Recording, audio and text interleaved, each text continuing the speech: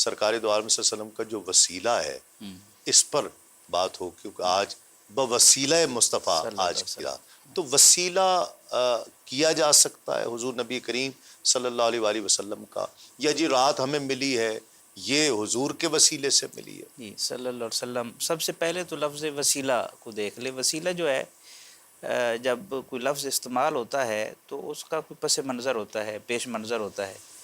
کچھ الفاظ ایسے ہوتے ہیں جو کچھ لوگوں کے لیے راحت کا سبب بنتے ہیں، کچھ لوگوں کے لیے اریٹیشن کا سبب بنتے ہیں. ٹھیک ہے. تو الفاظ کے اثرات ہوتے ہیں. جی ہاں بالکل. لفظوں میں ایٹم بم کی اس سے بلکہ ہائیڈروجن بم سے بھی زیادہ طاقت ہوتی ہے. جی ہاں. بلکہ جتنی بھی جنگیں ہوتی ہیں، ایٹمی جنگیں بھی کیوں نہ ہوں، وہ بھی لفظوں کی وجہ سے ہوتی ہیں. جی ہاں. تو لفظوں کے اثرات ہوتے ہیں. جی ہاں. تو لفظ وسیلہ جو ہے یہ عربی زبان کا لفظ ہے. وسیلہ ویسے درخت کو بھی کہا جاتا ہے. ٹھیک ہے. ٹھیک ہے. تو یہ عربی زبان کا لفظ ہے اور یہ سبب کے معنی میں استعمال ہوتا ہے. ٹھیک. تو سبب کا استعمال کرنا اللہ کی سنت ہے. یہ بات ذہن میں رہے تاکہ ہماری نئی نسل کے ذہن میں یہ شبہ ختم ہو جائے کہ وسیلہ کوئی تاکہ آسانی سے سمجھ آئے اجنبی چیز نہیں ہے. ٹھیک ہے. سنت ہے. مثلا وہ مسبب الاسباب ہے، اسے کسی سبب کی ضرورت نہیں ہے. جی ہاں. لیکن روح قبض کرنے کے لیے علیحدہ فرشتہ، اللہ نامہ اعمال لکھنے کے لیے کرامن کاتبین ہیں، قبر میں سوال جواب کے لیے علیحدہ فرشتہ، جنت کا دربان علیحدہ ہے، جہنم کا داروغہ علیحدہ ہے، رزق پہنچانے کے لیے علیحدہ فرشتہ مقرر ہے، سور پھونکنے کے لیے علیحدہ ہے. جی ہاں. ٹھیک ہے. تو وہ اسباب کو استعمال کر کے خوش ہوتا ہے، اس کی سنت ہے. ٹھیک. ٹھیک ہے.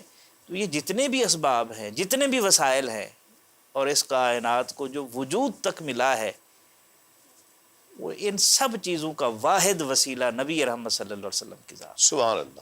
سبحان اللہ. یہی وجہ ہے کہ حضرت محی الدین ابن عربی رحمۃ اللہ علیہ فرماتے ہیں کہ خلیفۃ اللہ فی الارض صرف رسول اللہ صلی اللہ علیہ وسلم کی ذات ہے، باقی انبیاء اور رسول اللہ کے خلیفہ ہے. واہ واہ واہ واہ، کیا بات، کیا بات. باقی انبیاء اور رسول علیہ السلام رسول رحمت صلی اللہ علیہ وسلم کے خلیفہ اور نائب ہیں. حقیقی خلیفہ خلیفۃ اللہ فی الارض جو ہے وہ صرف اور صرف رسالت مآب صلی اللہ علیہ وسلم کی ذات ہے. کیا بات. تو آپ وجہ تخلیق کائنات ہیں. ٹھیک ہے. تو آپ یوں بھی کہہ سکتے ہیں اس کو، جو ہم وجہ تخلیق کائنات کہتے ہیں، وسیلہ تخلیق کائنات. وسیلہ تخلیق وجہ، سبب، وسیلہ ایک معنی میں استعمال ہوتا ہے. ٹھیک ہے. اچھا، یہ ایک جواب وہ ہوتا ہے جو ایک عالم دیتا ہے، ایک فقیہ دیتا ہے، ایک محدث دیتا ہے، ایک منطقی دیتا ہے، اور ایک وہ جواب ہے جو صوفی دیتا ہے. جی ہاں. صوفی کے جواب میں کلیئرٹی ہوتی ہے، اس میں الجھن نہیں ہوتی، مشاہدہ ہوتا ہے، ابہام نہیں ہوتا اس میں. جی ہاں. ٹھیک ہے. حضرت حاجی امداد اللہ مہاجر مکی رحمۃ اللہ علیہ سے کسی نے پوچھا، حضرت یہ وسیلہ پر بڑا اختلاف ہوتا ہے، رولا شولا ڈالا جاتا ہے، تو اس کی کوئی دلیل بھی ہے قرآن پاک میں؟ انہوں نے کہا بالکل ہے.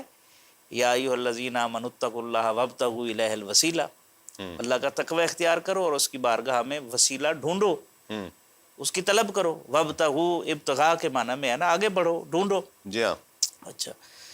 کہنے لگا حضرت یہاں جو مفسرین نے لکھا ہے یا محدثین نے اس کی شرح کی ہے، تو یہاں وسیلہ سے مراد اعمال صالحہ نہیں ہے. وہ صحیح بخاری کی حدیث پاک ہے نا، 3 لوگ سفر کر رہے تھے، غار میں جو ہے وہ پھنس گئے اور پتھر آ گرا، تو انہوں نے یہ فیصلہ کیا کہ ہم رب کی بارگاہ میں اس عمل کا واسطہ دیتے ہیں، وسیلہ دیتے ہیں جو خالصتاً اللہ کے لیے کیا تھا. ٹھیک ہے. تو تینوں نے اپنا اپنا عمل پیش کیا. ایک نے کیا تو پتھر سرک گیا تھوڑا سا، پھر دوسرے نے کیا تو پھر اور سرک گیا، تیسرے نے کیا تو ان کے نکلنے کا راستہ بن گیا. یہ صحیح بخاری بھی حدیث ہے.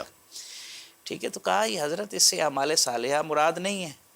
آپ نے فرمایا نوجوان یہ بتاؤ، اعمال صالحہ بندہ ساری زندگی کرتا رہے، یعنی بالغ ہونے سے لے کر شعور کی دہلیز پر قدم رکھنے کے بعد آخری سانس تک ساری زندگی اعمال صالحہ کرتا رہے، تو کیا وہ یقین سے کہہ سکتا ہے کہ وہ مقبول ہیں یا مردود ہیں؟ نہیں کہہ سکتا. کہنے لگا نہیں کہہ سکتا، ممکن نہیں ہے. تو فرمانے لگے اچھا یہ بتاؤ رسول رحمت صلی اللہ علیہ وسلم کے بارے میں کیا خیال ہے؟ واہ واہ واہ. وہ اللہ کے مقبول ہیں، کوئی شک ہے؟ اس نے کہا جی اس میں تو ذرا برابر کوئی شک نہیں ہے.